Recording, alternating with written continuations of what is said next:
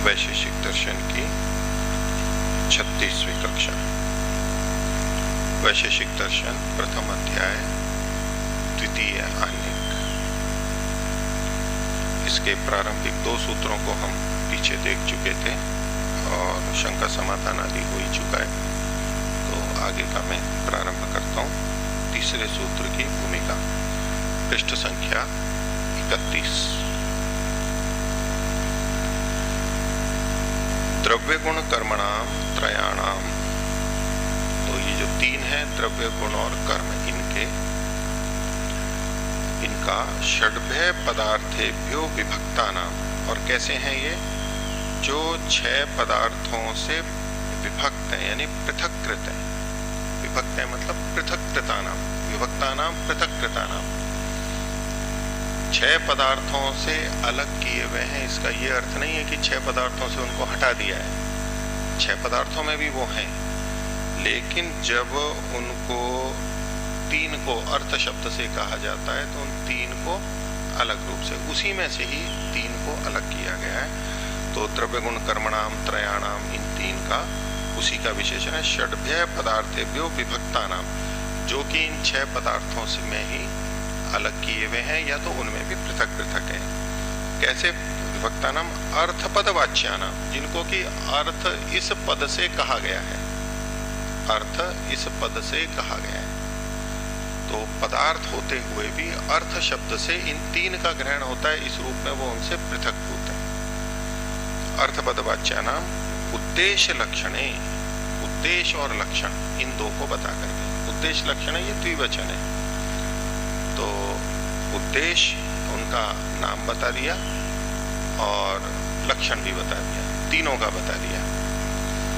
उद्देश्य लक्षणे ये, और कार्य कारण भावम च उक्त्वा, और उनके परस्पर कार्य कारण भाव को भी बता कर दिया कि सामान्य कारण सामान्य कार्य वो सब विवेचना हो गई। और कारण कार्य के जो ये 2 सूत्र हमने इस द्वितीय आह्निक के प्रारंभ में देखे, उसको भी इसमें सम्मिलित देखें, मानेंगे कि ये जो कारण कार्य संबंध था उसको भी बता दिया। उसको बता करके च उक्त्वा कह करके क्रम प्राप्त, अब क्रम जो प्राप्त है, क्रम का मतलब है 6 पदार्थों में इन 3 के बाद किनका क्रम आएगा? सामान्य और विशेष का आएगा। तो ये जो क्रम प्राप्त सामान्य विशेष हो, तो सामान्य और विशेष हैं, उनको लक्षयति आचार्य, उनका लक्षण करते हैं, उनके बारे में बताते हैं। नाम तो इनका भी पहले बताया जा चुका है, सामान्य विशेष का उद्देश्य तो किया जा चुका है जब षण्णाम पदार्था नाम में, तो 6 पदार्थों में इनका भी नाम आ गया, तो उद्देश्य तो इनका भी हो चुका है। अब लक्षण बताया जा रहा है, इनकी विशेषता बताई जा रही है, इसका इनका अन्यों से क्या भेद है ये बताया जा रहा है। तो तीसरा सूत्र है, बोलेंगे सामान्यम विशेष इति बुद्ध्यपेक्षम। तो सामान्य और विशेष ये जो 2 पदार्थ हैं, ठीक, ये बुद्ध्यपेक्ष है। बुद्ध्यपेक्ष के कई तरह के अर्थ आगे बताएंगे। मोटे तौर पे यूं समझ लीजिए कि ये बुद्धि की अपेक्षा रखते हैं, बुद्धि की अपेक्षा से इनका ज्ञान होता है, बुद्धि की अपेक्षा से इनका ज्ञान होता है, यानी बुद्धि से इनका ज्ञान होता है। अब ये जो इनकी विशेषता बताई गई सामान्य और विशेष की, तो कहेंगे कि भाई औरों का ज्ञान कैसे होता है? द्रव्य गुण कर्म का, द्रव्य गुण कर्म का ज्ञान होने में बुद्धि की अपेक्षा नहीं होती है क्या? बुद्धि की आवश्यकता नहीं पड़ती है क्या? तो वैसे तो पड़ती है। द्रव्य गुण कर्म को भी जानेंगे तो बुद्धि के माध्यम से जानते हैं ऐसे तो, लेकिन यह वो तात्पर्य नहीं है। द्रव्य गुण कर्म वहां उन चीजों में रहते हैं उस तरह से कि हम इंद्रियों से उनका ग्रहण करते हैं, बाहर से वहां है और वैसा हमें ज्ञान हो रहा है। अब ये जो सामान्य विशेष हैं ये अलग से वहां रहते हों ऐसा नहीं है। समानता हम देखते हैं, विशेषता हम देखते हैं, बुद्धि से देखते हैं, अंदर अंतर्मन से देखते हैं। उसमें भी इंद्रियां तो काम करेंगी, लेकिन जैसे हम किसी वस्तु में जो कहें कि देखो इसमें ये रंग है, इसमें ये स्पर्श है, तो ये कहाँ होता है? वहां होता है उस वस्तु में। वो वस्तु है, उसमें गुण है, हम कहें इसमें उत्क्षेपण हो रहा है तो वहां ऊपर जा रहा है, वैसा होते हुए हम जान रहे होते हैं। लेकिन सामान्य और विशेष ऐसे वहां पर कुछ अलग से गुण धर्म वहां रह रहे हों ऐसा नहीं है। कहेंगे तो कहे तो जाएंगे कि इनमें समानता है, लेकिन ये हमारी बुद्धि से जानी जाएगी। हम समानता कैसे देखेंगे, सामान्यता क्या देखेंगे? इनका आकार प्रकार एक जैसा है, इनका रंग रूप एक जैसा है, इनका रस एक जैसा है, इनका भार एक जैसा है, तो उनमें ये सब तो है, आकार प्रकार है, रंग रूप है, भार है, ये सब तो है। लेकिन समानता नाम की चीज क्या है वहां पर? समानता नाम की चीज क्या है वहां पर अलग से? ऐसा तो वहां कुछ नहीं है ना। कथन भले ही किया जाता है, लेकिन फिर ये समानता आ कहां से गई? तो ये बुद्धि अपेक्षा, हमारी बुद्धि की अपेक्षा रखती है। ठीक है, तो सामान्यम विशेषयति बुद्ध्यपेक्षम, बुद्ध्यपेक्षम शब्द को ये अलग अलग समास करते हुए बताएंगे 3 तरीके से, उसको फिर हम वहीं पर ही देखते हैं। भाष्य देखिए, सामान्यम विशेष इति, ये जो इति शब्द पढ़ा गया तो सामान्य विशेष इन दो को कहना चाहते हैं, और उसका और क्या तात्पर्य वो भाष्य में बता रहे हैं। सामान्यम यश्च विशेष, सामान्य और जो विशेष है, अलग अलग सामान्य और जो विशेष है, इति एतत् वृत्तम, ये जो व्यवहार है, सामान्य और विशेष का जो व्यवहार है वह, तो इति वृत्तम, ये जो व्यवहार है हम प्रयोग करते हैं, सामान्य विशेष का व्यवहार लोक में देखा जाता है, हम भी करते हैं, दूसरे भी करते हैं, बताते हैं, समझते हैं, ये जो सारा व्यवहार होता है यह है बुद्ध्यपेक्षम। तो सूत्र का भाग हो गया। अब जो आगे ये खोल रहे हैं ये अलग अलग समास करते हुए खोल रहे हैं, और समास के कारण से वैसा वैसा अर्थ लिया जा सकता है। तो पहला अर्थ ये खोल रहे हैं बुद्ध्यपेक्षम का, बुद्धेरपेक्षा यस्मिन्, बुद्धे है मतलब बुद्धि की, ये षष्ठी विभक्ति का एक वचन है। अपेक्षा ये प्रथमा का एक वचन है।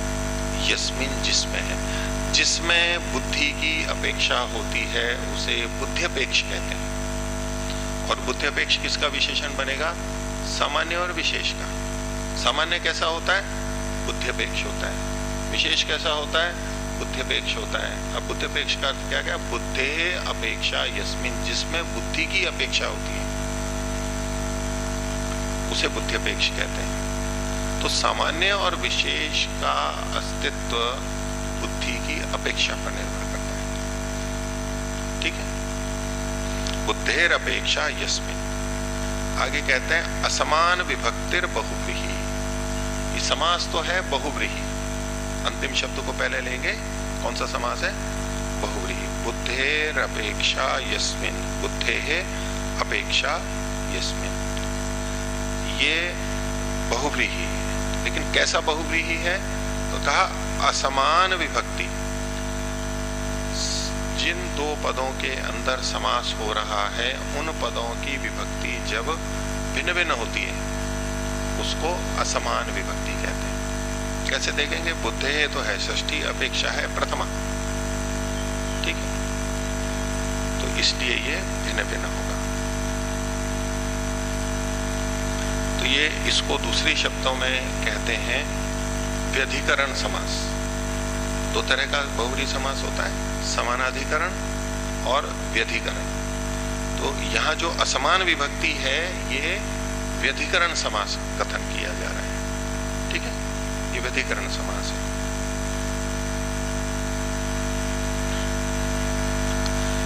समानाधिकरण बहुव्रीहि भी हो सकता है, उसको आगे बता रहे हैं। यद्वा अथवा करके कहते हैं अपेक्षा, परस्परापेक्षकारिणी।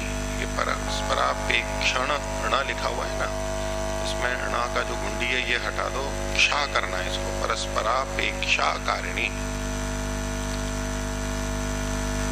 या तो पूरा ण हटा के क्ष में आ की मात्रा लगा लो, नहीं तो बीच में जो गुंडी है ण की उसको हटा लो, आ की मात्रा क्ष से जुड़ जाएगी, ऐसा मान के देख पढ़ सकते हैं।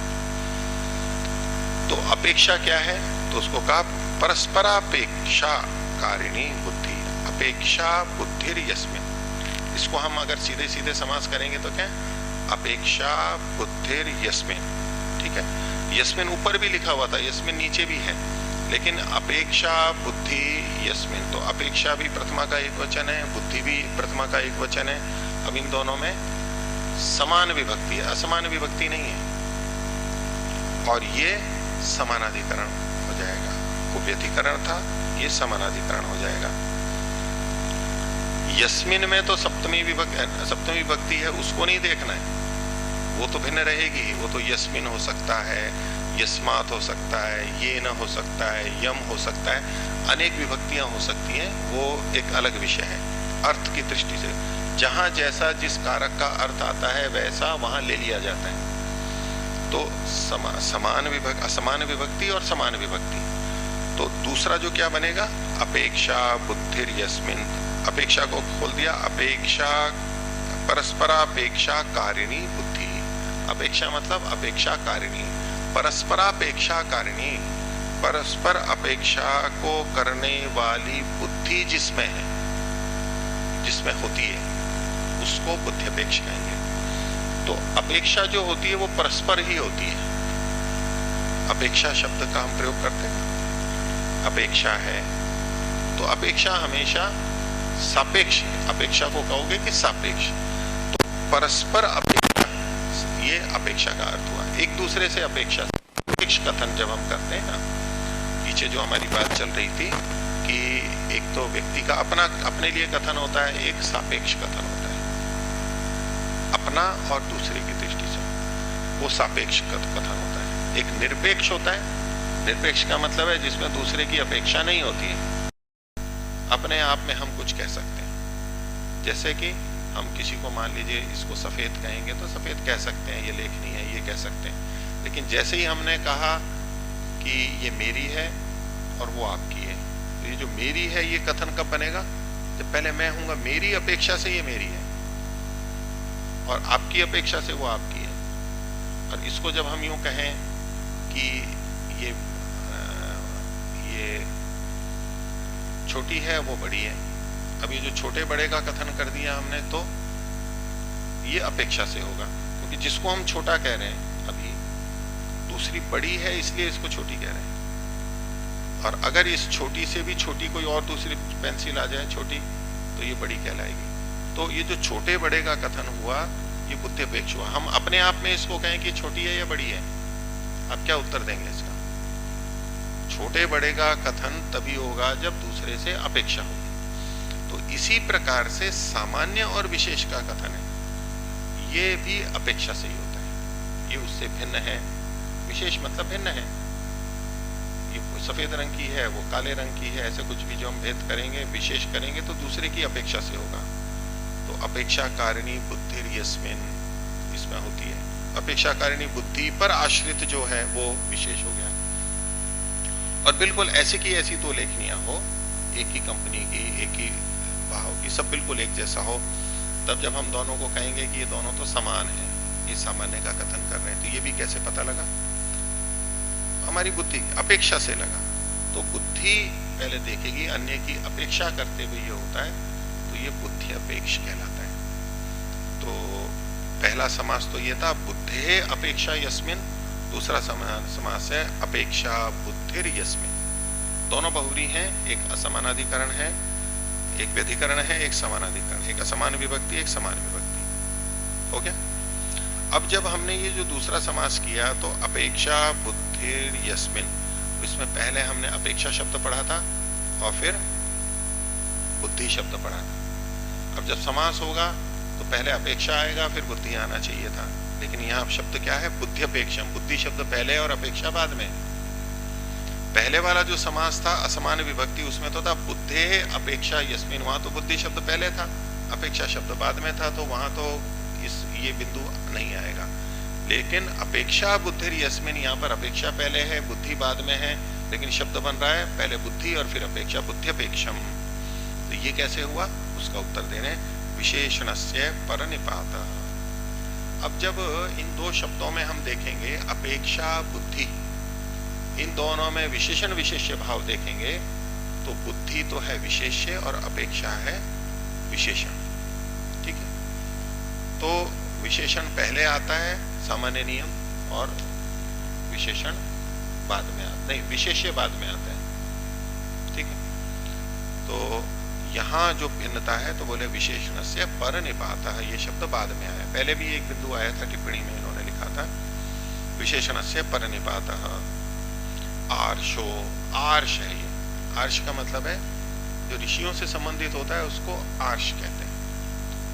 तो ऋषि ने कोई वचन लिखा है तो वो ऋषि गलत नहीं कहते, तो ये आर्ष प्रयोग माने जाते हैं। हम कुछ भी गलत आगे पीछे लिखे वो ठीक नहीं माना जाएगा, लेकिन जो आर्ष है उसमें प्रामाणिक लोग हैं, उन्होंने अगर ऐसे शब्द का प्रयोग किया है तो उनका प्रयोग भी एक प्रमाण माना जाता है, इसको आर्ष प्रमाण बोलते हैं। या तो आर्ष रीति से आर्ष है ऐसा मान करके कह लीजिए, अथवा दूसरा इसको दूसरे ढंग से भी कह सकते हैं राजदंतादिषु परम इति आश्रयेण वा।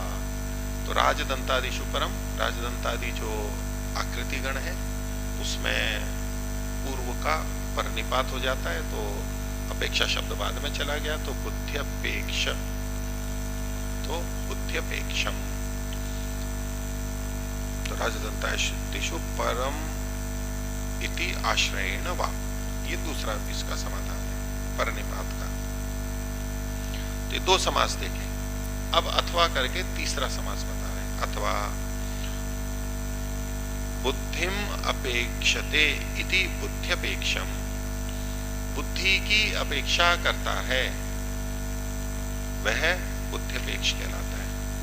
बुद्धिम अपेक्षते, बुद्धिम यहाँ द्वितीय एक वचन है, अपेक्षते ये क्रियापद है, तो ये भी समास कहलाता है। इसको उपपद समास बोलते हैं, उपपद समास। तो जैसे कि कुंभम करोति इति कुंभकारः, करोति वहां शब्द का प्रयोग है, लेकिन समस्त जब बनाएंगे तब तिंग नहीं आएगा, तिंगंत नहीं बनेगा वो। ऐसे ही बुद्धिम अपेक्षते, तो बस बुद्ध्यपेक्षम, ये सीधा का सीधा बन जाएगा, तो इसको हम उपपद समास कहेंगे। तो बुद्धिम अपेक्षते इति बुद्ध्यपेक्षम हो गया। ये तीन तरह के समास आगे कहते हैं। बुद्धिम अपेक्षति इति, इसको क्यों ऐसा कह रहे हैं, बोले न तो ऐन्द्रियकम अर्थम अपेक्षते इत्यर्थः। तो जब कोई विशेष बात कही जाती है तो वो व्यावर्तक होती है, दूसरे को हटाने वाली होती है। तो बोले बुद्धि की अपेक्षा करता है, तो फिर किसकी अपेक्षा नहीं करता, तो ऐन्द्रियकम अर्थम, इंद्रिय से जाना जाने योग्य जो अर्थ होता है, विषय है, उसकी अपेक्षा नहीं करता है। ठीक है, इंद्रिय से कौन से अर्थ जाने जाते हैं, तो गुणों को जानते हैं हम, तो इंद्रियों के जो अपने अपने विषय होते हैं, नेत्रादि के जो रूप रस गंध आदि होते हैं उनको हम जानते हैं। जिस जिस इंद्रिय से जो जानते हैं वो उस इंद्रिय का अर्थ कहलाता है। न्याय दर्शन में ये सब चीजें आ ही चुकी हैं। तो ऐन्द्रियकम अर्थम न अपेक्षते, उनकी अपेक्षा नहीं करता है, फिर किसकी अपेक्षा करता है, बुद्धिम अपेक्षते, बुद्धि की अपेक्षा करता है। एवं उपपद तत्पुरुष समास, तो तत्पुरुष समास का भी एक भाग कहलाता है उपपद तत्पुरुष। तो मूल दृष्टि से कहेंगे विस्तृत सामान्य रूप से तो तत्पुरुष समास है, तत्पुरुष समास में भी कौन सा? उपपद तत्पुरुष समास है ये। तो तीन तरह से अर्थ किया, तो तीनों में से कोई सा भी अर्थ हम ले सकते हैं। इसको मैं ब्रह्ममुनि जी कह रहे हैं कश्चित भी भवतु समास, इनमें से कोई सा भी समास हो, तीनों समास संभव हैं और तीनों से जो अर्थ निकल करके आ रहा है वो तीनों ही यहाँ पर संगत लग सकते हैं, इसलिए कोई आपत्ति नहीं है। कई बार कोई अर्थ संगत लगता है और कोई अर्थ असंगत लगता है, तो जो संगत अर्थ लगता है वो ही समास माना जाता है। ठीक है, हम कहें कृष्ण सर्पः, कृष्ण सर्पः, काला सांप। अब कृष्ण सर्पः में अगर हम षष्ठी तत्पुरुष समास करें, कृष्ण से सर्पः, कृष्ण सर्पः, कृष्ण का सांप, काले का सांप, ये तो नहीं कटेगा। काला जैसे काले का सांप क्या होता है? तो काला वही है जो सांप है। तो कृष्णश्चासौ सर्पश्च इति कृष्ण सर्पः। तो हमें जो अर्थ वहां पर घट रहा है वो समास ले स्वीकार्य होता है, हम उसको स्वीकार करते हैं, वो अर्थ ठीक माना जाता है। हम भिन्न समास कर देंगे तो अर्थ का भेद हो जाएगा, वो गलत हो जाता है। पर यहाँ ये कह रहे हैं कि जो आप ये तीन समास किए हैं, आप इनमें से कोई सा भी समास मान लो, तीनों ही समासों से अर्थ की संगति लग जाती है, उसमें कोई दोष या भेद नहीं। तो इसलिए इन्होंने कहा कि कश्चित भी भवतु समास है, इनमें से कोई सा भी समास हो। फिर अब अर्थ क्या बनेगा? सामान्यम तथा विशेषश्च न इंद्रिय गोचरताम आपत्त्येते। सामान्य और विशेष है वो इंद्रिय की गोचरता को प्राप्त नहीं होते, यानी इंद्रियों से गम्य नहीं है, इंद्रियों से जाने नहीं जाते। सामान्य और विशेष किससे जाना जाता है? इंद्रियों से नहीं जाना जाता। कैसे? द्रव्यवत, द्रव्य के समान। द्रव्य कैसे जाने जाते हैं? इंद्रियों से जाने जाते हैं, उसमें गुण होते हैं। लेकिन सामान्य और विशेष हैं वो इंद्रियों से नहीं जाने जाते, ये कथन कहते हैं। इसको भी समझते हैं और थोड़ा। तो न इंद्रिय गोचरताम आपत्त्येते द्रव्यवत। फिर कैसे जाने जाते हैं? किंतु बुद्ध्या ही तयोः स्वरूपम अपेक्ष्यते विवेच्यते ज्ञायते वा। तो बुद्धि के द्वारा ही तयोः, इन दोनों का, सामान्य और विशेष का, स्वरूपम स्वरूप, अपेक्षते अपेक्षित होता है, बुद्धि के द्वारा ही अपेक्षित होता है, यानी बुद्धि से ही जाना जाता है। अथवा कहते हैं विवेच्यते बुद्धिया, बुद्धि से ही उनकी विवेचना की जाती है कि सामान्य है या विशेष है। और ज्ञायते वा, अथवा बुद्धि से ही जाना जाता है, अर्थात इंद्रिय गोचरता उनकी नहीं है, इसलिए इनको अलग पढ़ा गया है। तो जैसा मैंने पीछे आपके सामने रखा था कि वैसे तो कोई भी चीज हम जानते हैं तो हम कहेंगे भी बुद्धि से जानते हैं, बिना बुद्धि के तो कैसे जानेंगे, बिना बुद्धि के कैसे निश्चय करेंगे। उस दृष्टि से यहाँ पर कथन नहीं है, वो तो सबके लिए होगा। लेकिन जैसे हम रूप के लिए कह सकते हैं कि रूप है, स्पर्श है अलग अलग इंद्रियों से, ऐसे हम किसी इंद्रिय से सामान्य विशेष को नहीं जान सकते। इंद्रिय से हम सामान्य विशेष को नहीं जान सकते, ये इनका तात्पर्य है। इस पर हम अपना व्यवहार देखें कि नहीं, हम इंद्रिय से भी सामान्य विशेष को जान सकते हैं। इंद्रिय से जान सकते हैं, नहीं जान सकते? तो जान सकते हैं। ठीक है, कैसे जान सकते हैं? तो बोले हम कहेंगे कि ये भी मनुष्य है, ये भी मनुष्य है। ठीक है, इस समानता देखी ना, मान लो दो व्यक्ति है, हम सब बैठे हैं, बोले सब मनुष्य हैं, इस समानता देखी। समानता हमने जाना कि समानता है, कैसे जानी? नेत्रों से जानी ना, नेत्रों से ही तो जानी, और कैसे जानी? नहीं, नेत्र बंद होते तो कैसे जानते हैं? दूर बैठे बैठे। अथवा छू करके जान लेते हैं कि मान लीजिए कोई ऐसी चीज रखी हुई है, फल है, मिठाई है, लड्डू रखे हैं और हम हाथ से यूं यूं टटोल टटोल, हाँ ये भी वैसा ही है, ये भी वैसा ही है। मिठाई की दुकान में 10 तरह की मिठाइयाँ हैं, हम छू छू करके कह सकते हैं नहीं ये नहीं है, ये सब एक जैसी हैं, ये एक जैसी हैं। तो हम सामान्य का ज्ञान कर लेते हैं ना, और विशेष का ज्ञान भी कर लेते हैं। हमने देखा सब मनुष्य हैं, ये भी जाना, और इसके साथ साथ हमने ये भी जान लिया कि सब भिन्न भिन्न है। ठीक है, भिन्नता जान लेते हैं ना।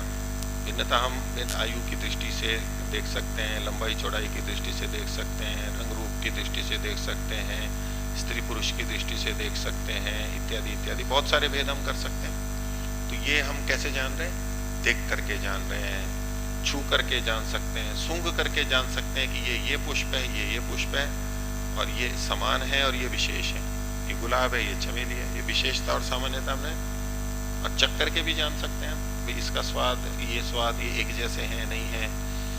तो हमें क्या प्रतीति होती है कि जो हम सामान्य और विशेष का ज्ञान करते हैं वो इंद्रियों से करते हैं। इंद्रियों से करते हैं ना, गलत बात कही है क्या मैंने? इंद्रियों को हटा दो तो कैसे करोगे? इंद्रियों से ही तो करेंगे। तो इंद्रियों की तो अपेक्षा है वहां पर और इंद्रियों से जानते हैं। और इन्होंने क्या बात लिखी है कि ये न इंद्रिय गोचरताम आपत्त्यते द्रव्यवत किंतु बुद्ध्या ही तयो स्वरूपम अपेक्षते विवेच्यते ज्यायते वा। तो इनका तात्पर्य हमारे को समझना है कि ये जो हम गुणों को जानते हैं, मान लीजिए शब्द, रूप, रस, गंध आदि जो भी गुण हैं, ये गुण वहां हैं इसलिए हम जानते हैं, ये गुण वहां पर हैं इसलिए हम जानते हैं। अब उनमें समानता या सामान्य और विशेष वो गुण या कुछ धर्म कौन सा है उसमें? हमने समानता विशेषता किन में देखी? 2 वस्तुओं में देखी, 4 वस्तुओं में समानता विशेषता देखी। तो हम किस में समानता विशेषता कह रहे हैं? हम द्रव्य में समानता विशेषता कह सकते हैं, हम गुणों में भी समानता विशेषता कह सकते हैं, और हम कर्मों में भी समानता और विशेषता कह सकते हैं। ठीक है, सामान्य विशेष का व्यवहार हम द्रव्य, गुण और कर्म तीनों में देख सकते हैं।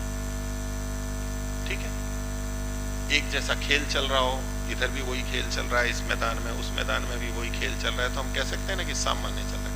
भले ही खेलने वाले अलग हैं, मैदान अलग है, गेंद अलग है, और कुछ भिन्नताएं हैं, खेलने वालों के कपड़े अलग अलग हैं, तब भी हम खेल को समान कह देते हैं ना, ये भी वही खेल है, ये भी वही खेल है, ये अलग खेल है, ये अलग खेल है। तो जो हम सब तरफ देखते हैं, तो द्रव्यों में भी सामान्य विशेष का व्यवहार करते हैं, गुणों में भी करते हैं। कि हमारे पास में मान लीजिए 2 अलग अलग वस्तुएं हैं, लेकिन उन दोनों का रंग एक जैसा है। ठीक है, उदाहरण दो कोई, मान लीजिए सफेद रंग ले लिया, तो सफेद रंग इस कागज का भी है और सफेद रंग कपड़े का भी है। अब सफेद रंग मिश्री या चीनी का भी कह सकते हो, ऐसे। तो द्रव्य भिन्न है लेकिन गुण की दृष्टि से समान है। मीठे के लिए कह सकते हैं, अब चीनी तो सफेद है और गुड़ भूरा है, अथवा शहद है वो भूरा है, लेकिन मीठापन समान है, ऐसे भी हम भिन्नता कर सकते हैं। केला सफेद है, मीठा है, आम भी मीठा है लेकिन पीला है अंदर से। तो गुण की समानता भी हम देखते हैं। तो द्रव्य की समानता, गुण की समानता और कर्म की समानता सामान्य, और इन्हीं तीनों में विशेष भी देखा जाता है। ठीक है, तो इन 3 का, या तो विशेष रूप से द्रव्य का, एक विचारणीय बात होती है कि हम किससे जानते हैं किसी वस्तु को। ठीक है, इन्होंने जो यहाँ पर लिखा कि इंद्रिय गोचरताम आपत्त्यते न इंद्रिय गोचरताम आपत्त्यते द्रव्य के समान, एक मोटा कथन है, इसमें कभी और आगे चर्चा चलेगी तो वो भी विचारणीय बात होती है। कि एक विचार चलता है, व्याकरण में भी आता है कि हम द्रव्य का प्रत्यक्ष करते हैं या गुणों का प्रत्यक्ष करते हैं। ठीक है, द्रव्य, गुण और कर्म है, तो हम द्रव्य का प्रत्यक्ष करते हैं या गुण का प्रत्यक्ष करते हैं? दोनों में से किसका प्रत्यक्ष करते हैं?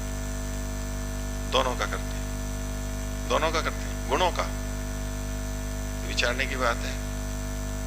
ठीक है, तो हम गुणों का प्रत्यक्ष करते हैं और गुणी का तो प्रत्यक्ष करते ही नहीं है।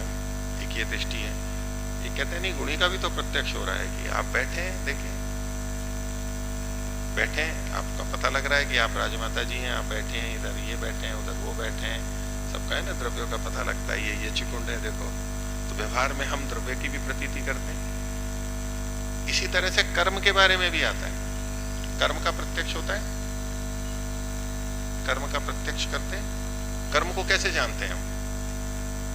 कर्म को कैसे जानते हैं? प्रत्यक्ष से जानते हैं, अनुमान से जानते हैं, शब्द प्रमाण। शब्द प्रमाण से तो खैर सबको जान सकते हैं, जितना जानते हैं शब्द प्रमाण से। लेकिन अगर हम कोई क्रिया देख रहे हैं तो हम कर्म का प्रत्यक्ष कर रहे हैं या अनुमान कर रहे हैं, ये बात है। किसका प्रत्यक्ष कर रहे हैं? प्रत्यक्ष कर रहे हैं। ठीक है, और जब प्रत्यक्ष नहीं होता है, हमने देखा कि मलाई खाई भी है तो बिल्ली आई होगी और चूहे के पैर जमे हुए हैं वहां पर, तो लगता है कि चूहा यहां से गया है, उसने कुतर दिया है इसको, ऐसा इत्यादि। फिर हम कर्म का अनुमान करते हैं, वो भी है। लेकिन अगर चूहे को जाता हुआ देखें तो प्रत्यक्ष करते हैं, ऐसा है। तो ये भी एक विचार का बिंदु आता है, अभी हम विस्तार से चर्चा नहीं करते। तो कर्म में ऐसा कौन सा गुण है जो कि हमने प्रत्यक्ष किया? तो कौन सा प्रत्यक्ष था? ये चक्षुष प्रत्यक्ष था या श्रावण प्रत्यक्ष था या घ्राणज प्रत्यक्ष था? कौन सा प्रत्यक्ष है? मान लो कोई क्रिया हो रही है, गेंद फेंकी गई ऊपर और नीचे गिरी, तो प्रत्यक्ष है, आप कह रहे हो। कौन सा प्रत्यक्ष है? ये चक्षुष प्रत्यक्ष है, ठीक है। चक्षु से किस गुण का ज्ञान होता है? रूप का। कर्म में रूप होता है? कर्म में रूप होता है? सिद्धांत हमने क्या पढ़ा है वैशेषिक का? कर्म में गुण होता ही नहीं है, लेकिन हम तो प्रत्यक्ष मान रहे हैं, प्रत्यक्ष देख रहे हैं, हमें तो यही बोध होता है कि हम प्रत्यक्ष कर रहे हैं। तो ये एक तात्विक चर्चा चलती है कि कर्म का हम प्रत्यक्ष करते हैं या अनुमान करते हैं। तो कहने जी हम तो प्रत्यक्ष कर रहे हैं, देखो ये है, तो हम प्रत्यक्ष किसका कर रहे हैं? हम रूप गुण का, क्योंकि नेत्र तो रूप को ही बताएगा। हमने रूप गुण का प्रत्यक्ष किया। रूप गुण है द्रव्य में, और वो जो रूप गुण वाला द्रव्य है उसकी देशांतर गति हम देख रहे हैं बस। वो द्रव्य पहले यहां था, फिर वहां था, फिर वहां था। कर्म को थोड़ा ना देख रहे हैं हम। कर्म में रूप गुण ही नहीं होता है तो वो दिखाई कहां से देगा? हम कर्म जिस द्रव्य में है उसको देख रहे हैं, उसके रूप गुण को देख रहे हैं। और द्रव्य खिसक रहा है, स्थानांतर को प्राप्त हो रहा है, तो उसका गुण भी उसके साथ साथ जा रहा है। इसलिए गुण के सरकने से हम द्रव्य का सरकना भी मान लेते हैं, और उससे फिर हम कहते हैं कि यहाँ कर्म हो रहा है। अब चाहे छू के भी हम कर्म देख सकते हैं कि कोई चीज चल रही है, हमने छुआ कि हाँ पे देखो जा रही है, जैसे हवा जा रही है तो हमको पता लगता है कि हवा जा रही है। स्पर्श से भी हमें कर्म का पता लग रहा है। तो वास्तव में कर्म में कोई स्पर्श नहीं है। हम ये जब कहते हैं कि स्पर्श से मुझे कर्म का ज्ञान हुआ, हवा की गति का ज्ञान हुआ, हवा बह रही है, कम है, अधिक है, ठंडी है, गर्म है, जो भी है, किस दिशा में है, सामने से है, पीछे से, हम बहुत कुछ जान लेते हैं उसके बारे में। तो ये जो स्पर्श से कर्म यानी क्रिया का ज्ञान हुआ, तो वास्तव में कर्म में स्पर्श गुण है ही नहीं। तो कर्म का ज्ञान तो हमें प्रत्यक्ष नहीं हुआ, प्रत्यक्ष हमें स्पर्श का हुआ। और स्पर्श किसका गुण था? वायु का था। वायु में स्पर्श गुण है और वो क्रिया से युक्त है, ठीक है। उस स्पर्श विशेष के जानने से हम अनुमान कर लेते हैं कि यहां पर ये क्रिया है, ठीक है। पर सामान्यतया यही कथन होता है कि हम द्रव्य गुण और कर्म का प्रत्यक्ष कर लेते हैं, इंद्रिय से जान लेते हैं, इंद्रिय गम्य है। तो तात्विक दृष्टि से देखेंगे तो क्रिया इंद्रिय गम्य नहीं है। क्यों नहीं है? क्योंकि इंद्रिय यानी 5 ज्ञानेंद्रियों में से जिन गुणों का ज्ञान होता है वो गुण कर्म में है ही नहीं। इसलिए कर्म का इन इंद्रियों से प्रत्यक्ष होता ही नहीं है। प्रत्यक्ष की परिभाषा क्या है? इंद्रियार्थ सन्निकर्षोत्पन्नम ज्ञानम। तो इंद्रिय और अर्थ का जो सन्निकर्ष हुआ है, तो इंद्रिय और अर्थ का सन्निकर्ष तो इन इंद्रियों का तो अपने शब्द स्पर्श रूप रस गंध आदि गुणों से सन्निकर्ष हुआ है, और उससे जो ज्ञान होता है, यूं तो अनुमान भी प्रत्यक्ष पूर्वक ही होता है। धुएं को देख के अग्नि का ज्ञान हुआ तो हम उसको क्या कह सकते हैं? वो भी तो इंद्रियार्थ सन्निकर्षजन्य है या नहीं है?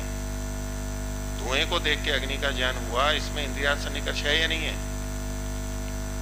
है ना? धुएं को देखा ना, इंद्रियार्थ सन्निकर्ष हुआ, तो इंद्रियार्थ सन्निकर्ष से उत्पन्न होने वाला ज्ञान है, तो फिर इसको भी प्रत्यक्ष कह देना चाहिए।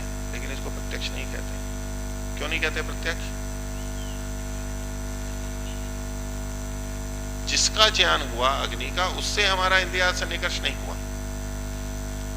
और अनुमान तो प्रत्यक्ष पूर्वक ही होता है। तो जो इंद्रिय का धूम के साथ में सन्निकर्ष हुआ, इंद्रियार्थ सन्निकर्ष हुआ, ये प्रत्यक्ष पूर्वक अनुमान होता है। तो जो अग्नि का ज्ञान हुआ वो तो अनुमान ही है, वो प्रत्यक्ष नहीं कहलाता है। मोटी भाषा में कह दो जी नहीं, मैंने तो खुद देखा है कि वहां आग लगी हुई है। कैसे देखा? आप तो वहां गए नहीं थे। नहीं जी, धुआं था, इससे मैंने देखा। अब सामान्य भाषा में तो यही कहेंगे कि नहीं, मैंने प्रत्यक्ष देखा है कि धुआं था, मतलब अग्नि थी। वो उस अग्नि के ज्ञान को भी प्रत्यक्ष ही कह देते हैं। तो ऐसे ही कर्म के बारे में, कर्म का ज्ञान हमें कैसे हुआ? कर्म का किस इंद्रिय से ज्ञान हुआ? तो ज्ञानेंद्रियों से तो हुआ नहीं, ठीक है। और न ही आंतरिक प्रत्यक्ष हुआ है। बाह्य और आंतरिक भी प्रत्यक्ष होते हैं ना, आंतरिक प्रत्यक्ष भी होते हैं। योगी नाम अबाह्य प्रत्यक्षत्वात् अदोष, आंतरिक प्रत्यक्ष भी होते हैं। लेकिन ये जो सामान्य विशेष का ज्ञान हुआ है, ये कोई आंतरिक प्रत्यक्ष भी नहीं है कि अंतःकरण का उससे सन्निकर्ष हुआ और ज्ञान हुआ, वो भी नहीं है। तो इसको कर्म को हम क्या कहेंगे? ये अनुमान से होता है। लेकिन सामान्य भाषा में हम ये बोलते हैं कि द्रव्य का, गुण का, कर्म का प्रत्यक्ष होता है। लेकिन सामान्य विशेष ऐसे नहीं है। कर्म का हमारे को ज्ञान हुआ तो कर्म कहां पर है? गेंद वहां जा रही है ऊपर नीचे, पत्थर ऊपर नीचे जा रहा है, तो वहां द्रव्य में है। वहां पर हम कहें सामान्य और विशेष कहां पर है? द्रव्य में है। द्रव्य में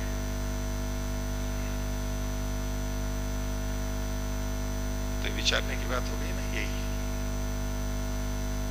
तो ये कहते हैं कि बुद्धि अपेक्ष द्रव्य के समान सामान्य विशेष का ज्ञान नहीं होता है, इसीलिए इसको अर्थ से अलग पढ़ा है। पदार्थ 6 गिना दिए थे, लेकिन 3 को अलग क्यों पढ़ दिया और बाकी 3 को अलग क्यों पढ़ा? सामान्य, विशेष और समवाय। हम ये यूं तर्क कोई करने लगे कि नहीं जी 6 पदार्थ हैं, 6 ही तो पदार्थ हैं, तो द्रव्य गुण कर्म का ज्ञान भी जैसे होता है सामान्यतः इंद्रियों से होता है, तो सामान्य विशेष का ज्ञान भी होता है। और वो बता भी देगा, देखो सामान्य विशेष का ज्ञान इंद्रियों से हो रहा है। लेकिन इसमें जो पूरी प्रक्रिया होती है, सूक्ष्मता से देखेंगे तो सामान्य विशेष नाम की कोई चीज वहां नहीं है। अब मैं इसको छोटा और बड़ा कहूं, इसको इसमें छोटा है या बड़ा है, क्या चीज कहोगे आप? आप इसमें परिमाण तो कह सकते हो, कितना परिमाण है, इतनी लंबाई, चौड़ाई, गोलाई है, इसको तो आप कह सकते हैं, इतना भार है। लेकिन छोटा और बड़ा में से कौन सा गुण इसमें है, ये नहीं कह सकते ना। इसका छोटे बड़े का अपना कोई अस्तित्व नहीं है। तो अपेक्षा से हम बुद्धि के द्वारा कहते हैं कि इसमें छोटा है, ये छोटा है, ये बड़ा है। वास्तव में छोटा और बड़ा तो यहाँ नहीं है ना, वो कहां पर है? बुद्धि अपेक्षा है। तो ये जो सामान्य और विशेष का, जो मैं छोटा और बड़ा कह रहा हूं, ये विशेषता को बता रहे हैं। ये दोनों समान है, बराबर है। ये जो बराबर है कथन करेंगे, ये कहां पर है? वो बराबर नाम की कोई चीज वहां पर है। वो बराबर भी हम किसके लिए कहेंगे? भाई भार बराबर है, परिमाण बराबर है, मूल्य बराबर है, कुछ न कुछ आधार बना के कहेंगे कि ये बराबर है। लेकिन ये जो बराबर नाम की चीज है वो अलग से थोड़ा है वहां पर, ये बुद्धि अपेक्ष है। बराबर यानी सामान्य, तो सामान्य और विशेष है, ये बुद्धि अपेक्ष होता है। ठीक है। ऐसे ही समवाय भी है। समवाय संबंध जो है उसके बारे में आगे आएगा, वो भी हम संबंध देखते हैं तो पता लगता है, अपने आप में नहीं होता है। अब उसको हम जोड़ लेते हैं वहां पर कि भाई दोनों में संबंध है, सहचर्य भाव है, वो आगे। तो ये जो सामान्य विशेष है ये बुद्धि अपेक्ष है। सामान्यम विशेष है इति बुद्धि अपेक्षम। हो गया स्पष्ट?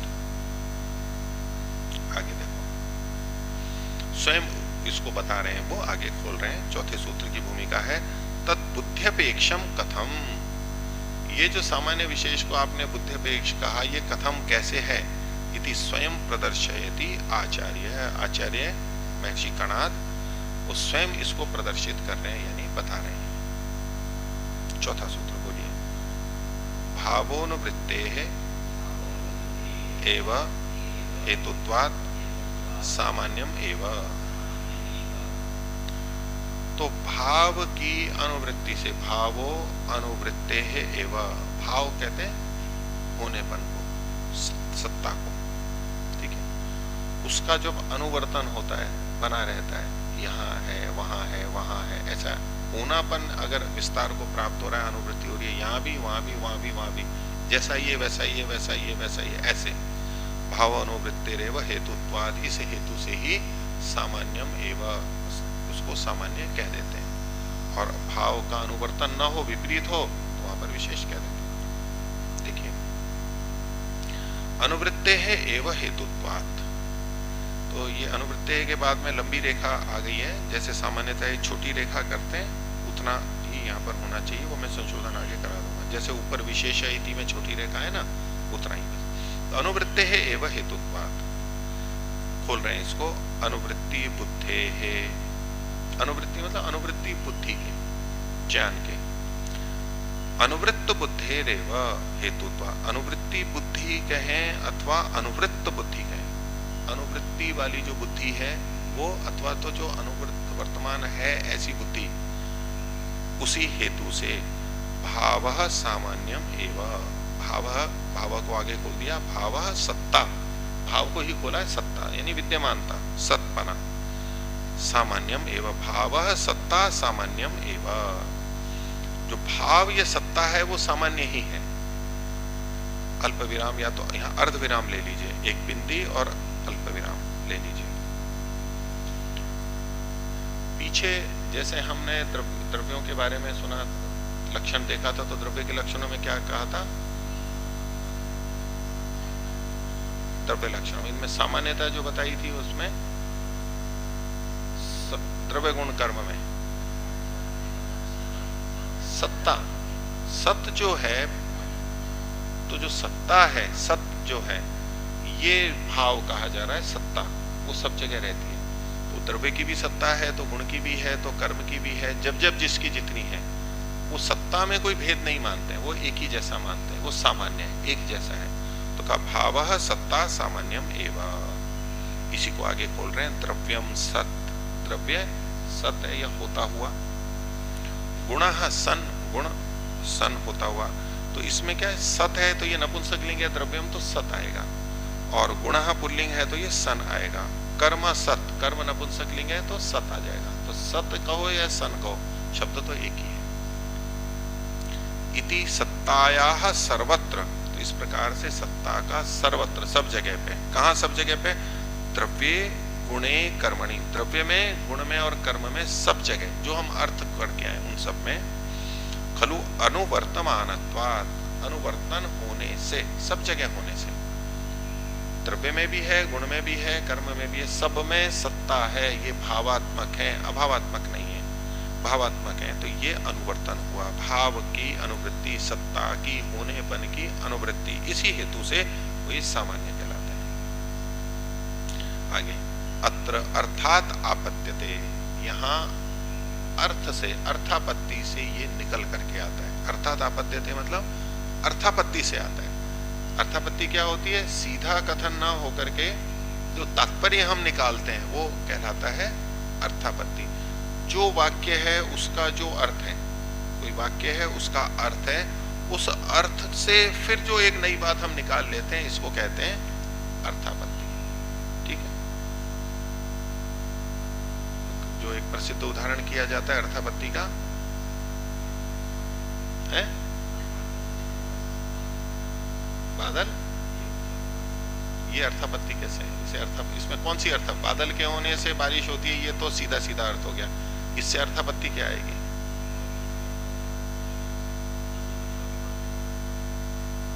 तो अर्थापत्ति फिर क्या निकलेगी? बादल नहीं होंगे तो बारिश नहीं होगी, बादल नहीं होंगे तो बारिश नहीं होगी, ये अर्थापत्ति नहीं निकलेगी।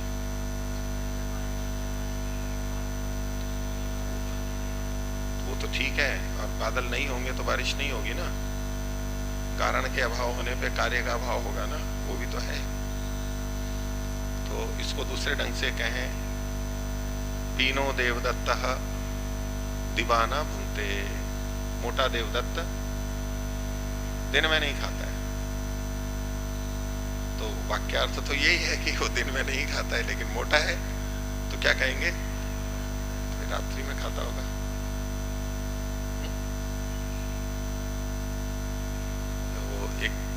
कहीं ऐसा आ रहा था शायद इसमें, कौन बनेगा करोड़पति में, कहा अमिताभ बच्चन से पूछा, तो ऐसे हम तो रात को सोते हैं, सब जने सोते हैं, बोले आप सोते हैं, तो मैं रात को सोता ही नहीं हूँ। अब कोई ऐसा अर्थ लगाए कि वो फिर सोते ही नहीं है, क्योंकि रात को ही सोया जाता है तो वो सोते ही नहीं है, तो रात को नहीं सोते, मतलब दिन में सोते हैं। बिना सोए तो काम चलेगा नहीं, कभी ना कभी तो सोएगा ना, कभी कभी ना कभी तो खाएगा, तो अर्थापत्ति से निकल करके आता है। ठीक है, तो जैसे कि एक ने, कोई बच्चे बैठे हुए थे, अब कोई चीज गुम गई वहां से, ठीक है, चुटकुला चलता है, ऐसा आपस में कर देते हैं ना, कई बार हम भी तो इस तरह से बोल देते हैं ना, चतुराई करते हैं, सत्य भी, झूठ भी नहीं हो और सत्य भी हो, ऐसा है ना। बोलना तो झूठ है, लेकिन झूठ बोला जाएगा तो कहेंगे कि आप झूठ बोल रहे हो, तो ऐसा वाक्य प्रयोग करेंगे जिसको वाक्य में तो झूठा नहीं कहा जा सकता, तो हम सच्चे हो गए। तो मान लो कुछ बच्चे हैं कक्षा में, एक की लेखनी वहां से चली गई है नहीं, तो उसने आकर के पूछा, या तो वो आगे बैठा हुआ था, पीछे से किसी ने उसका जेब में से बटुआ या चाबी निकाल ली, पीछे से किसी ने खींच ली। तो उसने देखा, पहले तो पता नहीं लगा, थोड़ा संदेह था, फिर पीछे देखा तो दो जने बैठे हुए थे। तो एक से पूछा, तुमने मेरी चाबी ली है? बोले कि मैंने नहीं ली। ठीक है। दूसरे ने कहा, तुमने ली है मेरी चाबी? बोले मेरे पास नहीं है। क्या मतलब हुआ? जिसने निकाली थी, निकाल के उसने दूसरे को दे दी। ठीक है। अब जिसने निकाली उससे पूछा कि तुमने मेरी निकाली है? तो उसने कहा मेरे पास नहीं है। सच बोल रहा है ना? शब्द में सच बोल रहे हैं ना। ऐसा आध्यात्मिक लोग भी बहुत करते हैं, क्योंकि सच बोलना होता है, व्रत लिया हुआ होता है, तो ऐसे ऐसे वाक्य बोलेंगे कि जो शब्द में तो सच होगा लेकिन भाव में झूठ होगा। भाई वक्ता क्या पूछना चाह रहा है कि भैया मेरी चाबी खो गई, आपने निकाली किसी ने, तो आपके पास है? बोले मेरे पास नहीं है। तो उसने मान के उसने सोचा दूसरे से पूछो, तो बोले कि तुम्हारे पास है? बोले मैंने नहीं निकाली। तो वो भी सच बोल रहा है, उसने नहीं निकाली। तो ये चतुराई भरे सच भी बोले जाते हैं, या हमें बोलना तो झूठ होता है। अब वो दोनों सच बोल रहे थे या झूठ बोल रहे थे? ये बताओ, दोनों जने जो पीछे बैठे हुए थे, हैं? झूठ बोलना चाह रहे थे, बोल रहे थे या नहीं? तो शब्द में तो आप पकड़ोगे तो कहोगे, बाद में पता लग जाएगा कि इसने निकाली थी। तो बोले तुमने झूठ बोला था दोनों ने। बोले नहीं, मैंने झूठ नहीं बोला था, मैंने सच कहा था कि मेरे पास नहीं है। निकाली थी वो अलग बात है, मेरे पास नहीं है मैंने ये कहा था। और दूसरे ने कहा उसके पास थी, तो बोले मैंने निकाली नहीं है। बोले मेरे पास थी लेकिन मैंने निकाली थोड़ा है। तो शब्द का हम कहाँ कैसा प्रयोग करते हैं उस पर अलग अलग होता है, कि शब्द का प्रयोग हमने कुछ किया और अर्थ कुछ वहां पर होता है। हाँ बोलो सर जी। कोई वाक्य होता है तो उसका अर्थापत्ति से जो अर्थ निकलता है, हाँ, वो एक ही अर्थ निकलता है या एक से अधिक भी निकल हो सकता है, प्रसंग के अनुसार होता है। उसके लिए लक्षणा से जो अर्थ माना जाता है ना, तो उसके लिए साहित्य में उदाहरण भी दिए जाते हैं कि किसी ने कहा कि गोधूली वेला हो गई। ठीक है, गोधूली मतलब सांझ हो गई है। तो अब इसका क्या अर्थ है? किसी परिस्थिति में किसी ने कहा कि शाम हो गई है, तो इसका क्या अर्थ है? कोई बताना चाहता है कि हाँ शाम हो गई है, सूरज डूब रहा है, तो दूसरे को भी पता है। तो ग्वाले जो होंगे वहां इसका अर्थ क्या जाएगा? अब लौटने का समय हो गया। ये वहां अर्थापत्ति निकल रही है, शब्द नहीं बता रहा है। आप उसको को लक्षणा से, ये तात्पर्य उसका है, वक्ता का तात्पर्य है। और गुरुकुल में होंगे तो या आश्रम में होंगे तो उपासना का समय हो गया। ठीक है, ऐसे अलग अलग अर्थ हो गए। अब मान लो घंटी, हमारे यहाँ कई तरह की बजती हैं अलग अलग समय पे। अब हर बार कोई कहे कि घंटी लग गई है, कक्षा में बैठे हुए हैं, सबसे पहले सुबह सुबह हुई, बोले घंटी लग गई है। जब हम किसी को यूं जगाते हैं घंटी लग गई है, तो क्या तात्पर्य है? और फिर 7:20 में 7:20 कम पे, या तो 6 बजे लगी तो घंटी लग गई है, ये बोल रहे हैं, तो क्या मतलब है? वाक्य तो एक ही है। ऐसे कभी भोजन की घंटी लग गई, कक्षा की घंटी लग गई, वाक्य तो एक ही है, घंटी लग गई, लेकिन उसका अर्थ क्या आ रहा है वहां पर? भिन्न भिन्न आएगा ना। तो प्रसंग के अनुसार भिन्न भिन्न हो सकता है, प्रसंग के अनुसार भिन्न भिन्न हो सकता है, लेकिन स्थिति विशेष में एक ही निकलेगा। अथवा अलग अलग लोग ले सकते हैं, तो उसमें वक्ता किस प्रसंग में क्या बात कह रहा है उसके अनुसार अर्थ लिया जाता है। ये विवक्षा के ऊपर ही निर्भर करता है। तो इन्होंने क्या व्यावृत्त, ये अर्थात आपत्त्यते, यद अर्थापत्ति से जो आता है, इससे क्या अर्थापत्ति निकल रही है? क्योंकि यहाँ क्या सामान्य का ही कथन किया, विशेष का कथन नहीं किया गया। ये जो कहा ना सामान्यम एवं, प्रसंग तो सामान्य विशेष दोनों का था, लेकिन यहाँ केवल सामान्य का कथन किया। तो बोले अर्थात आपत्त्यते, अत्र अर्थात आपत्त्यते, यद अर्थापत्ति से क्या निकल के आ जाएगा? व्यावृत्तेरेव हेतुत्वात् विशेष एवं। ऊपर कहा था अनुवृत्तेरेव हेतुत्वात् सामान्यमेव, यहाँ कह दिया व्यावृत्तेरेव हेतुत्वात् विशेष है। व्यावृत्ति पृथक्करण के हेतु से, पृथक्त्व के हेतु से विशेष होता है। व्यावृत्ति बुद्धे है यद्वा व्यावृत्त बुद्धे है एव हेतुत्वात् विशेष है। जैसे अनुवृत्ति के संदर्भ में ऊपर कहा था ना अनुवृत्ति बुद्धे है, तो यहाँ कहा व्यावृत्ति बुद्धे है। ऊपर कहा था अनुवृत्त बुद्धे है, यहाँ कहा व्यावृत्त बुद्धे है। उसी शैली में यहाँ फर्क लिखा है, तो ये विशेष हो गया। आगे तथा च यस्मिन खलु कदाचित अनुवृत्त बुद्धि, और जिस वस्तु में कभी तो अनुवृत्त बुद्धि हो रही हो कि ये अनुवर्तन कर रहा है, यहाँ भी है वहां भी है, और कदाचित व्यावृत्त बुद्धि, और कहीं व्यावृत्त बुद्धि हो कि ये दूसरों में नहीं है, दूसरों से अलग है, दूसरों के समान है ये बुद्धि और दूसरों से अलग है ये बुद्धि, एक ही में दोनों बातें हो सकती हैं। तस्मिन् सामान्यम विशेषश्चेति, वहां पर उसमें सामान्य और विशेष इति द्वयम भवति, दोनों ही व्यवहार वहां पर होते हैं, वहां सामान्य और विशेष दोनों होते हैं। स्वरूपम स्वरूप ज्ञानम वा, वहां सामान्य और विशेष का स्वरूप होता है अथवा कहें स्वरूप का ज्ञान होता है, दोनों एक ही बात है। जैसे हम कुछ वस्तुओं के लिए निरपेक्ष कह सकते हैं कि ये मान लो सफेद है, ये लोहा है, तो वो लोहा ही है निरपेक्ष रूप से, दोनों नहीं हो सकते। मतलब ये सफेद है और कोई कहे काला है, तो वो ये नहीं हो सकता, या तो सफेद ही है और या तो काला ही है, दो नहीं हो सकते। लेकिन छोटे बड़े के लिए, सामान्य विशेष के लिए हम कह सकते हैं कि वही चीज सामान्य भी हो रही है और वही चीज विशेष भी हो रही है। तो दो विपरीत, सामान्य और विशेष परस्पर विपरीत बातें हैं, दो विपरीत बातें एक में नहीं हो सकती, एक ही चीज के लिए दो विपरीत बातें नहीं हो सकती। दिन को दिन ही कहेंगे, रात को रात ही कहेंगे, दिन रात नहीं हो सकता और रात दिन नहीं हो सकती, ठीक है। तो कई जने दिन को भी रात कर देते हैं ना, और कई जने रात को भी दिन कर देते हैं, तो हो जाती है तभी तो करते हैं। क्या समझ रहे हो?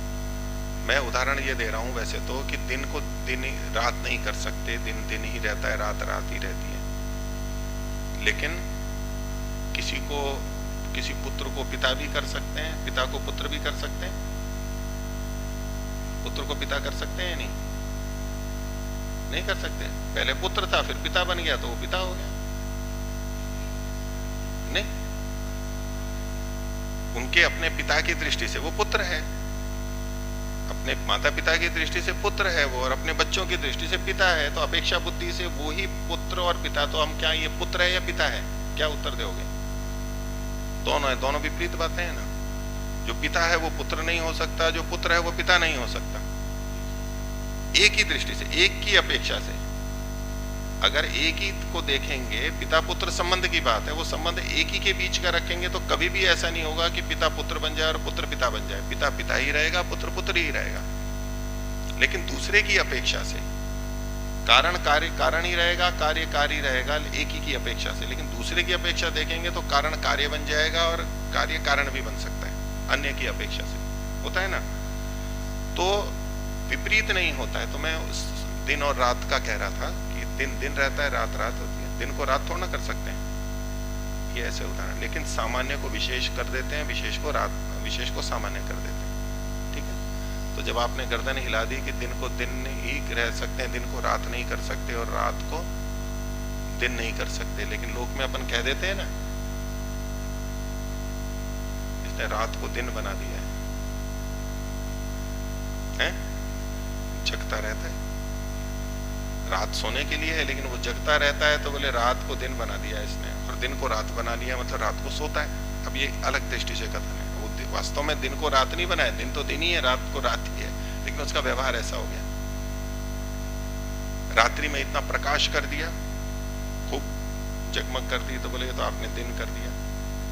आजकल खेल होते हैं ना, रात्रि में भी इतना प्रकाश होता है इस खेल मैदानों में कि बिल्कुल दिन जैसा लगता है। ऐसा बाहर से बताए नहीं तो पता नहीं लगेगा, लाइटें देखेंगे वहां जाएंगे तो लगेगा, लेकिन टेलीविजन में देख रहे हैं तो यूं ही पता ही नहीं लगेगा कि ये दिन है या रात है, एकदम एक जैसा रहता है।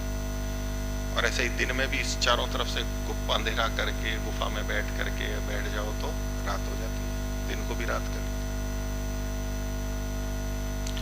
तो ये जो सामान्य और विशेष हैं, ये बुद्धिपेक्ष हैं। तो इन्होंने कहा कि सामान्यम विशेषश्चेति द्वयम भवति, ये परस्पर विपरीत होते हुए भी दोनों होते हैं, सामान्य ही विशेष भी हो जाएगा और विशेष ही सामान्य भी हो जाएगा। किस दृष्टि से? दो तरह से। स्वरूपम, इनका स्वरूप ही ये हो जाएगा, अथवा स्वरूप ज्ञानम व अथवा स्वरूप का ज्ञान। दो बातें हो गई ना, एक स्वरूप और स्वरूप का ज्ञान, वस्तु का स्वरूप और वस्तु के स्वरूप का ज्ञान। तो बोले चाहे तो आप स्वरूप कह लो, इनका दो तरह का होता है, कुछ चीजों का सामान्य और विशेष दोनों होते हैं, अथवा उनका सामान्य और विशेष का ज्ञान होता है, ये दोनों तरह से कह सकते हैं। उदाहरण दे रहे हैं, यथा व्यक्तिषु खलु द्रव्येषु द्रव्यत्वम, व्यक्तियों में एक एक व्यक्ति होती है ना, इकाई, इकाई व्यक्ति मतलब इकाई। तो यथा व्यक्तिषु, भिन्न भिन्न व्यक्ति हैं, द्रव्य हैं, उनमें द्रव्यों में, ये भी द्रव्य, वो भी द्रव्य, वो भी द्रव्य, ऐसे ये द्रव्य व्यक्ति हो गए, इकाई होगी, उनमें द्रव्यत्वम, द्रव्यत्व सामान्य रहेगा। इसमें भी द्रव्यत्व है, उसमें भी, सब में द्रव्यत्व, ये सामान्य हो गया। गुणेषु गुणत्वम, एक एक गुण को ले लेंगे, व्यक्ति गुण को, और उनमें जो गुणत्व है वो, ये अलग अलग, ये समान हो गया। इसी तरह से कर्मसु कर्मत्वम, कर्म बहुत है अलग अलग, कर्म व्यक्ति को लिया और उन सब में कर्मत्व है, ये सामान्य हो गया। कर्मत्वम सामान्यम, अपने अपने में सामान्य है। अथ भावापेक्षया, अब अगर इसको भाव की अपेक्षा से कहने लगे, भाव की अपेक्षा से, भाव का मतलब सत्ता, जो सबसे पहले कहा था, सत्ता कहां पर रहती है, भाव कहां रहता है? द्रव्य में भी, गुण में भी और कर्म में भी, और तीनों में समान रहता है, एक ही चीज है, उसमें अंतर नहीं है। तो भाव तो सामान्य हो गया, वो महासामान्य हो गया, या पर सामान्य कहते हैं, सब में एक ही चीज है, लेकिन उसकी अपेक्षा से द्रव्यत्व विशेष हो गया। द्रव्यों में देखेंगे तो द्रव्यत्व सामान्य है, लेकिन भाव की अपेक्षा से देखेंगे तो द्रव्यत्व विशेष हो गया। गुणत्व कहेंगे तो ये भाव की दृष्टि से विशेष हो गया, कर्मत्व कहेंगे ये भाव की दृष्टि से विशेष हो गया। तो जो द्रव्यत्व, गुणत्व, कर्मत्व सामान्य थे, वो भाव की अपेक्षा से विशेष भी बन जाते हैं। तो इन्होंने कहा अथ भावापेक्षया, भाव की, सत्ता सामान्य की अपेक्षा से, पर सामान्य की अपेक्षा से एक, यद्वा महासत्ता अपेक्षा, महासत्ता कहते हैं तो जो सब में है, महासत्ता, पर सत्ता, पर सामान्य एक ही बात है। पर सत्ता अपेक्षया तो विशेषश्चापि भवति उभयथा, तो ये विशेष भी हो जाते हैं दोनों ही रीतियों से।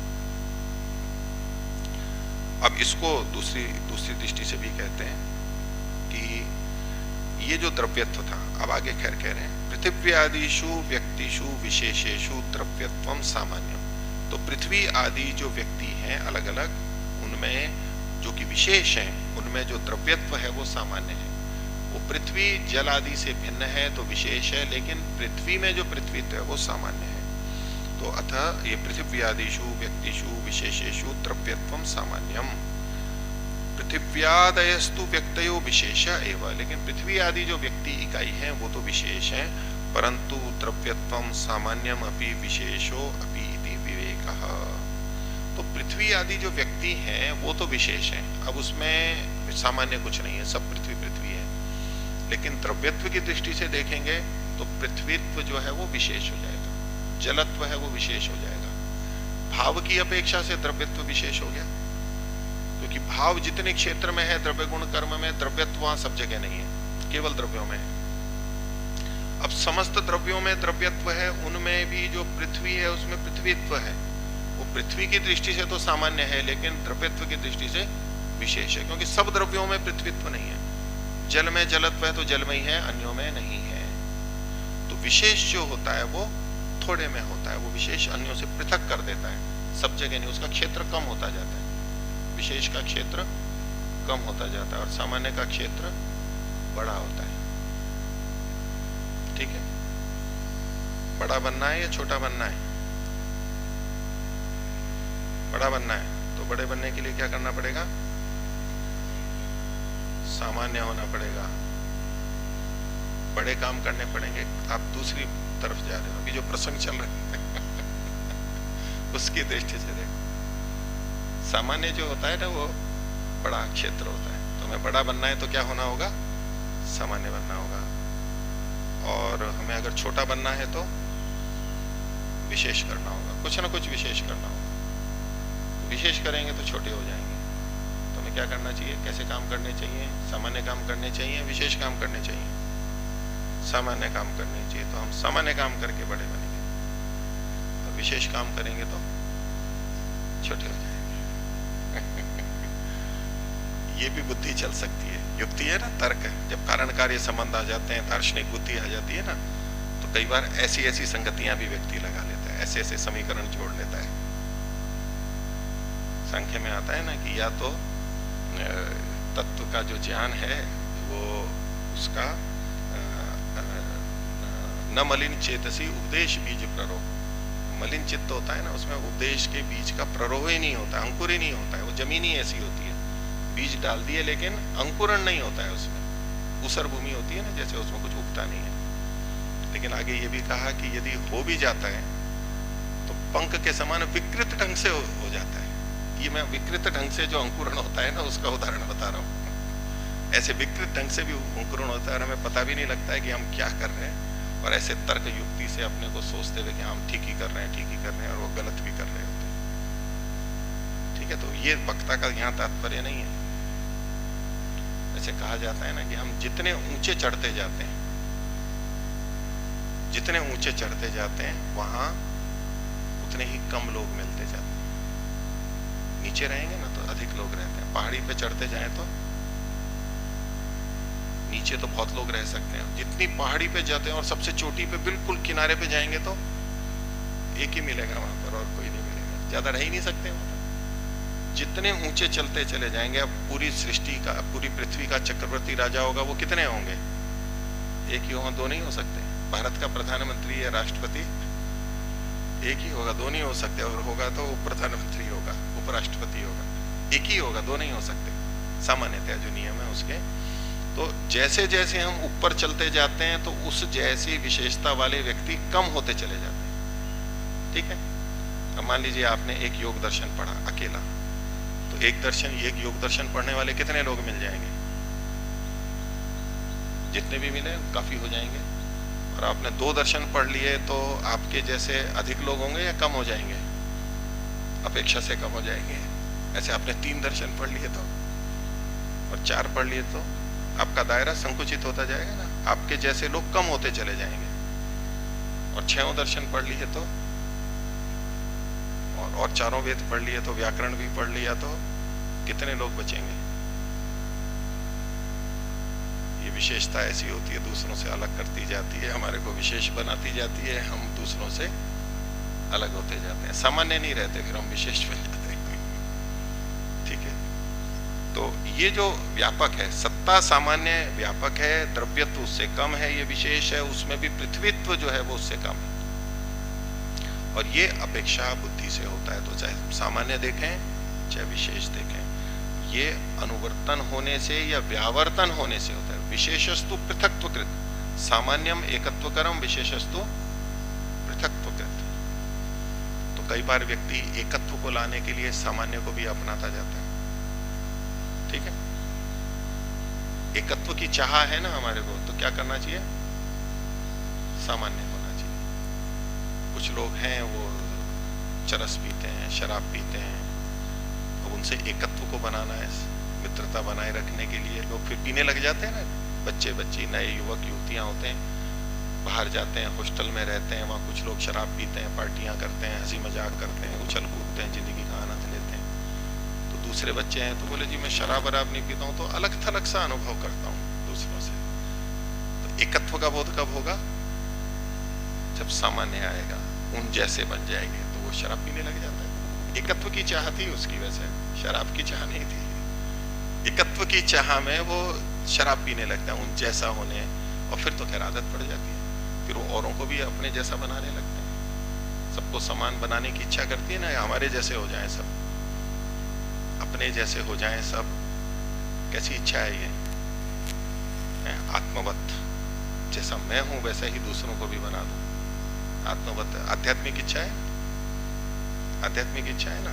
एकत्व का, एकत्वम अनुपश्यता, तो एकत्व के लिए प्रयास करते हैं, वेद का आदेश है, तो वेद का पालन कर रहे हैं ना वो लोग एकत्व लाने के लिए? नहीं कर रहे हैं, एकत्व का पालन कर रहे हैं। तो वहां भी अच्छा और बुरा देखा जाता है। वहां ऐसे नहीं गलत बीज का प्ररोह कर सकता है वो कि नहीं मैं तो एकत्व के लिए कर रहा हूं ये काम। एकत्व का उपदेश है समगच्छत्वम संवदत्वम संभो मनांसी जानताम, सब समान हो। ठीक है, वेद के आदेश का पालन करना है। विकृत प्ररोह कैसे हो जाएगा? अब मैं एक अलग हूं, घर में अलग थलग हूं, सब मूर्ति पूजा करते हैं, मैं अलग थलग हूं, समान होना चाहिए, तो मैं उनके समान हो जाऊंगा। वेद का आदेश है। ये उपदेश के बीच का प्ररोह तो हुआ लेकिन विकृत हो गया, वो सबको एक जमाने में और खुद भी गलत बन जाएगा। तो कहाँ एकत्व की बात है, वहां सही गलत का तो होगा, भले गलत के उसमें तो समान होने का कोई मतलब नहीं है। अच्छे के संदर्भ में, अच्छे के संदर्भ में यदि हम अकेले भी पड़ जाएं तो भी कोई दोष नहीं है। वहां ये नियम काम नहीं करेगा। लोग कहेंगे जी सबके साथ साथ चला करो। लोग समझाते हैं ऐसे लोगों को जो अलग हो जाते हैं, अच्छे चलने लगते हैं, रिश्वत नहीं लेते हैं, बोले सब लेते हैं, लिया करो। आप भी थोड़ा सा झूठ लिखना पढ़ना होता है, आप भी किया करो। साथ साथ चलना है, साथ साथ रहना है, साथ साथ काम करना है। जीना है नहीं जीना है जिंदगी में, साथ साथ मिलके चलेंगे। ये जीवन बड़ा कठोर है। अश्वत्थे वो नहीं, वो क्या कहते हैं, अश्मनवती रियते सम्रवत्वम। ये पत्थर की पथरीली नौका चल रही है और हाथ पकड़ करके ही तो हम पार कर सकते हैं इसको। मिलजुल करके तो जीवन जीना है, समान करेंगे। तो ऐसे उपदेश का प्ररोह उल्टा भी हो जाता है व्यक्ति के मन में। तो ये जो सारे उपदेश हैं वो मूल अपने को पता है कि धर्म के लिए हैं, अच्छे के लिए हैं। अकेले में तो फिर वो बात आती है ना, एकला चलो रे। दुनिया साथ चले या ना चले, हमारे को तो अकेला चलना है। तो बोले जी वेद का उपदेश कहाँ गया आपका, संगच्छत्वम संवदत्वम। तो इनमें कोई परस्पर विरोध नहीं है। जब हमें बात समझ में आ गई कि वेद तो धर्म के लिए कह रहा है, धर्म के लिए सबके साथ चल सकते हैं, वहां चलना चाहिए। और जहाँ अधर्म के लिए साथ में चलने की बात है तो वहां धर्म मुख्य है या समान साथ साथ चलना मुख्य है? धर्म मुख्य है। वहां भले ही अकेला चलेगा वो कोई वेद के विपरीत नहीं जा रहा है। पर दुनिया ऐसे चलती है, सब ऐसा करते हैं इसलिए मैं ऐसा करता हूँ, मोहल्ले में ऐसा है, गांव में ऐसा है इसलिए मुझे भी करना पड़ता है, मृत्यु भोज करना पड़ता है, और न जाने कितनी कुरीतियां इसीलिए तो चलती हैं। समान समान हम साथ साथ चलते हैं। तो ये सामान्य और विशेष जीवन में हमारे बहुत काम में आते हैं, लेकिन ये सारा बुद्धि अपेक्ष होता है। हम किसको समान को विशेष कह सकते हैं और विशेष को सामान्य कह सकते हैं। तो सामान्य हम विशेष बुद्धि अपेक्षम और भावोन वृत्ते रेव हेतुत्पाद सामान्य में। जिस चीज को हम कह रहे हैं वो अगर दूसरे में भी है जो कि तू, तो वो सामान्य कहलाएगा। और जहां दूसरे में वो नहीं है, दूसरे में दूसरी चीज है, तो वो उसकी अपेक्षा विशेष कहलाएगी। तो सामान्य और विशेष वस्तुतः वहां कुछ ऐसा है नहीं। वहां स्थित द्रव्य गुण कर्म के आधार पर ही हम सामान्य और विशेष की बुद्धि बनाते हैं, या इसी रूप में सामान्य विशेष का स्वरूप समझते हैं। ठीक है, तो द्रव्य गुण कर्म सामान्य विशेष समवाय।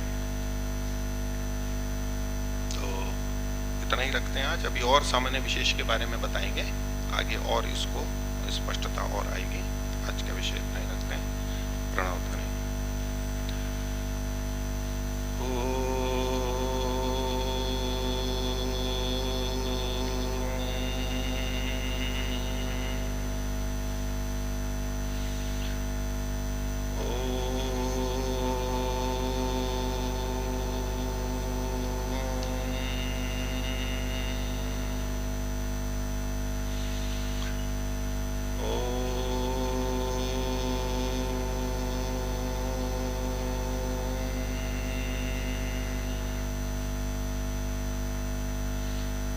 सभी को सादर अभिवादन।